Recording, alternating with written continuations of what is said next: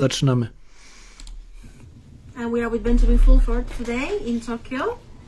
It's November 6th, 2020. And we want to talk about elections, of course. Okay, well, here's my understanding of the U.S. elections. Now, first of all, there is obvious, provable fraud and crime going on the industrial scale. And it's pretty clear that the world wants neither a proven criminal who's accepted bribes from China and the Ukraine and other places, Joe Biden, nor do they want Donald Trump, who has, basically ruined the U.S. position in the world, even though he says he wants to make America great again. And he's been accused publicly of raping children, and he has not sued the accusers for slander, which if someone made an accusation like that against me, I would sue them because I would know it's not true, and they would have to pay me money for making false claims. But he doesn't do that. So what's happening is there's a discussion that's going on between different secret societies about what to do. And one proposal that we're discussing seriously now is to have the military intervene because of the widespread dysfunction and fraud seen in the U.S. election. At the same time, we have a fraudulent prime minister in Canada, Justin Castro, who most likely murdered his brother and who basically tried to suspend democracy because he was facing corruption trials. So we have a crisis of democracy in both Canada and the United States. So what we're suggesting is we have the military of Canada and the United States intervene and set up a Republic of the United States of North America. And as an interim president, a name being put forward is Robert David Steele. I've met him, and I can say this about him. He is smart, he's honest, he's got some ego issues, but don't we all? And he doesn't have, he's not rich. He hasn't been bribed. He lives off his, government pension, basically. So he's not being bought out. And Cynthia McKinney would be his vice president. And this would, the setting up of a Republic of the United States of North America would be a first step towards, solidifying the West's leadership so that we can negotiate with Asia a new structure to replace what has been put in after World War II, which is an entirely U.S.-centric and U.S.-dominated IMF, World Bank, UN, etc. These institutions need to be reformed so that they better fit the balance of the world's population and the balance of the world's economic output. In other words, they're out of date and they can't just be, fiddled with. We need a complete revamp. Now, the other thing we're proposing is setting up a future planning agency, which would, plan big things for the planet as a whole, like turning the deserts green, replenishing the oceans with fish, exploring the universe. And such an institution to really, end poverty and stop environmental destruction would need a budget of about $1 trillion a year, which we're hoping to get from either the Golden Dragon family or the Vatican, bank, who were the secret controllers of the current system involving the UN, etc. So either one of these sources could do it. But the point is that we are facing a planetary emergency. We are wiping out species at a rate not seen since the dinosaurs were wiped out 65 million years ago. And it's entirely caused by incompetent human management of the planet. And people like Trump have offered zero solutions to such problems. So, and we don't want a criminal Biden either, because look, it's verboten, okay? The man is a criminal. He should not be in the president's seat. That's why we're working on this, and we hope to have more public announcements in the coming days. But the crisis in the U.S., the stalemate has been engineered partly to, help initiate real reform and a real restoration of democracy in both the United States and Canada. Because clearly the system is now dysfunctional, and only the military can come in and restore real democracy and order at this point. So we're asking them to help us. You said that Donald Trump has been accused of sleeping with children, child molesting. Well, why hasn't he sued? Yeah, that's the point. You see, there was a subscription newsletter called the Wayne Madsen Report, and then it was taken up in places like Veterans Today, that Trump has paid millions of dollars to cover up sexual assaults against children, both male and female, ranging in ages from like 11 to 13. And if this was not true, he should be suing. Now, the other thing about Trump is that his son-in-law is Jared Kushner, who's a member of the Chabad cult that wants to start a war between Gog and Magog, kill 90% of humanity, and enslave the rest. All right? The man is not the answer to the problems facing the United States. He has not. He's had 4 years, and I'm sorry, but it hasn't worked. Okay? You can't fix something that's broken. We need to reboot the system. We heard the gossips on the portals of alternative media that there is a quantum financial system put in place from 1st of November. And the first country was Canada, and Canada is on quantum system now, and Justin Trudeau is under control. Have you heard about it? I don't know about quantum financial system in Canada, but I do know that there has been a complete revamp of the financial architecture. For example, I can take a card from a foreign bank now. I can go to any Japanese convenience store and get money out, whereas before I could only go to basically Citibank branches in Tokyo to do that. So, and the banks have told me that when they send money overseas, they don't have to go through Citibank or Bank of America anymore. They can do it directly.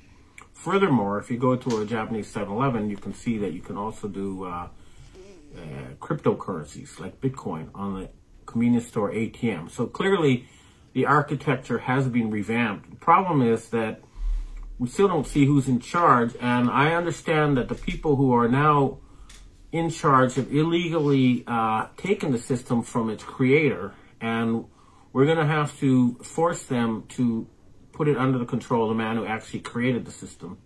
And you guys know who it is, and we know who you are. So, you know, either you hand it over or we come and get you. Because that's a crime. And crime must not go unpunished.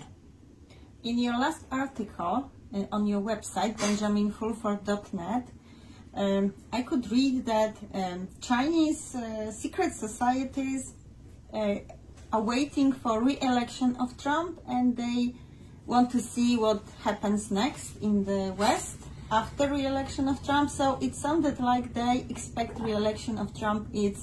Well, here's the situation. The U.S. military made sure that the Supreme Court was controlled by the people behind Trump, so that when the legal cases, you know, about this contested election go to court, they end up finally at the Supreme Court, where they will rule in favor of Trump. And there can be no doubt whatsoever that all these reported votes for Biden are fraud, and it's going to be proven. They put in these secret watermarks on real ballots, so they will be able to detect all the fake ballots. And I guarantee you, a lot of people are going to go to jail for this. And I expect that the presidents of the large media and telecommunications corporations will be arrested over this fraud. However, that does not mean we want Trump for another 4 years. We need something different, fundamentally different. That's why we're pushing for United States of North America, a jubilee, which means a complete write-off of all debt, and a redistribution of assets. It's a one-off deal, and a future planning agency to plan what sort of planet we want 5 years from now, 10 years from now, 100 years from now. In other words, Humanity must take control of its own future, its own dreams, its own wishes for how we want this planet to be in the future. We must take control of our own destiny away from these hidden slave masters who have controlled us via their control of the financial system as well as military enforcement mechanisms. Since we are in Japan, who would Japanese people vote for? And also, I've seen in China, people are pretty much in favor of Trump. Also, there were like some demonstrations in Nigeria yesterday or 2 days ago. So despite that he's being described as a racist, in Nigeria, they're supporting Trump. They have those parades of Nigerian people. I believe in other African countries it may be happening as well. So what do the Japanese think? Do they think he's a racist? And no, Chinese, they don't think he's a racist. I think the Japanese think that the United States has become dysfunctional, and the media is trying to push Biden, and a lot of people support Trump. But again, the high-level people realize that it's got to be neither of them. Okay. How about China? China is the same. The people behind Biden offered them the United States of China. In other words, they offered them control over Japan, ASEAN, etc., if they supported Biden. Of course, they're going to say, yeah, if you give us Japan and ASEAN and stuff and make the United States of China, sure, we'll support you. But that's not going to happen because the West will not allow it, and it will mean war. But it doesn't mean that Trump is a better alternative because he hasn't been able to, really fix anything. I'm sorry, but the man had his chance and he blew it. I've heard someone say that if Trump wins, there will be a war with China. No, there won't be a war with China because, the people at the Pentagon, they do these simulations, right, of war. They have these supercomputers, and they have one team pretending to be China and one team pretending to be the United States, and they fight, and they try different scenarios. It always ends up in the same place. At the end of the day, there's nuclear war, 90% of humanity dies, and the northern hemisphere becomes uninhabitable. That's why there's not going to be a war. This is not something we can solve through war. It's a sort of a Mexican standoff, where each pointing guns at each other. So it's, you can't shoot each other. That's not the solution. So we have to talk. And that takes time, but we're getting there. And the Chinese have said, all right, the West needs to fix its situation by March. They're losing patience. But my advice to the Chinese is that you don't need to lose patience because time is on your side. You have a system now that it's giving you fast economic growth. So it's just, the more time passes, the stronger you get. It's the West that doesn't have time, and it's the West that needs to reform before we become overwhelmed by China. And that means taking some of the best aspects of, industrial policy, such as seen in Singapore and China, and applying it to the West so that the West starts to grow at least as fast as, if not faster than, China and Asia. It's the only way. I have one final question about China and Biden. Biden's crimes are portrayed as him working with Chinese government, he accepted Communist government of China. So he is linked to communist regime, and look, he accepted a bribe from a foreign country to betray his own country. So the man is a traitor. That's the bottom line. Traitors need to be executed. I'm sorry, but that's how I look at it. I agree, but what political power was collaborating with Biden? This would be the families that own the Fortune 500 companies. That would be the Rothschilds and the Rockefellers, these people. They're the ones who, supported Trump as a kind of controlled opposition to get everybody's hopes up and divert people's attention from real change and real reform, which involves taking control of the process of creating and distributing money from hidden inbred families and giving it to the public at large. run in a transparent manner, which is what we propose for the future planning agency. Okay, so the proposal from your standpoint is that we have future planning agency. Future planning agency, the United States of North America, and then a revamp of the UN and all the other international architecture so that it's more accurately reflects the real, population of the planet. So basically, more power has to go to places like India, Africa, Asia, and the West needs to become stronger than before while sharing the planet more fairly with everybody else. Is there any realistic plan, like what political powers can support such agency? Well, we're talking with very high-level people, like the people who control the peace-free Freemasons. They control the Vatican, which controls the UN and the World Bank and all this kind of stuff. And we're in touch with the British Royals, the British Commonwealth, which is like 2.3 billion people, united in friendship and mutual benefit. And then we got the Asian secret societies. They agree that we need to change how we run the planet and do big stuff. So we have a lot of support, and now it's a question of getting from A to B.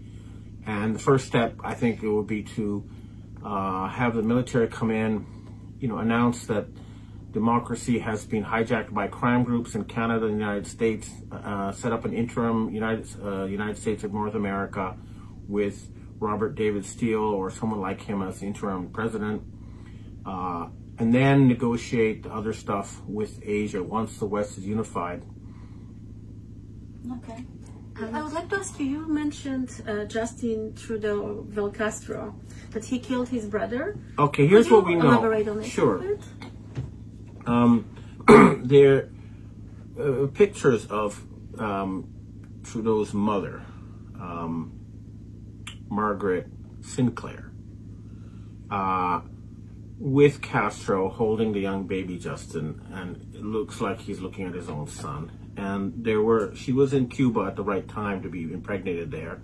The other thing is that if you look at pictures of Justin Trudeau, they look literally almost identical to the young Castro. Or there's a letter from Castro's son saying he didn't succeed as much as his brother Justin because he wasn't in Canada. And then we have Justin, he went on a hiking trip with his brother, Michael Trudeau, and only Justin came back. They never found the body. He said he died in an avalanche, but I'm pretty sure that he eliminated his brother to make sure there was no competition for him when he went for the job of prime minister. So the man is the other thing is that as soon as he became prime minister, he overturned decades of Canadian diplomacy by becoming a radical Zionist and also supporting, criminal regimes in the Ukraine. So the man's actions show that he's a Manchurian candidate, that he doesn't work for Canada. He has foreign masters. And when he faced the corruption investigation in Canada, he tried to shut down democracy with this fake pandemic and martial law. The Canadian military isn't stupid. They're not going to let this go on. Do you know anything about Europe, like European Union? Why they are adding a second wave, third wave restrictions and fascist regime in Europe? There's two forces using this pandemic. One force is using it to try to create and stay in power and create a fascist regime. Another group is using the COVID as an excuse for a purge. In other words, they're killing a lot of people and saying they died of COVID-19 as part of a power struggle. So there's a battle going on in Europe. We're seeing what was going to be the end of a fourth German Nazi Reich, which we knew of as the EU. And it's going to be replaced by a new structure of European democracies. I believe it contains 47 countries, including Russia. So Russia is going to be, brought into the European architecture as an equal partner, and this German pseudo-Nazi EU project is going to be replaced by a bigger, looser European Union. That's my understanding. Okay. I wanted to ask you because, just like you said, that we have second wave of pandemic in Europe, and perhaps there will be a third wave. and Nazism. But what I want to ask you, like, compared to Japan, we never had a second wave. We never That's had because a third wave. Yeah, well, Japan is no longer going along with this fake scenario. Neither is China. They realize it's fake and they stopped playing it. In Europe, I was told they're going to keep this sort of pandemic BS going on until late next year. That's their plan, okay? But that's not our plan. What's the purpose of that? You know? It's kind of like, they say it's like an initiation ceremony to let people know that things are different, and it's to prepare the psychology for big political changes. That's my understanding. All right. But there is a group that has an agenda where they want to stay in control by vaccinating us with RFID chips that allow people to read their information at a distance, and to tie that with a digital currency. In other words, there is a group that's trying to use this certificate of vaccine ID, COVID, as a way to, maintain control. And we're not going to let that happen. If they try to vaccinate people with RFID chips, we will kill anybody involved starting with the top leadership. Okay, so if you're the president of a medical pharmaceutical company and you're preparing to inject nano RFID chips into people, you will be hunted down and you will be killed. Good. Great. Okay? Okay, Thanks. thank you. Thanks for having us on. Thank you. Bye for now.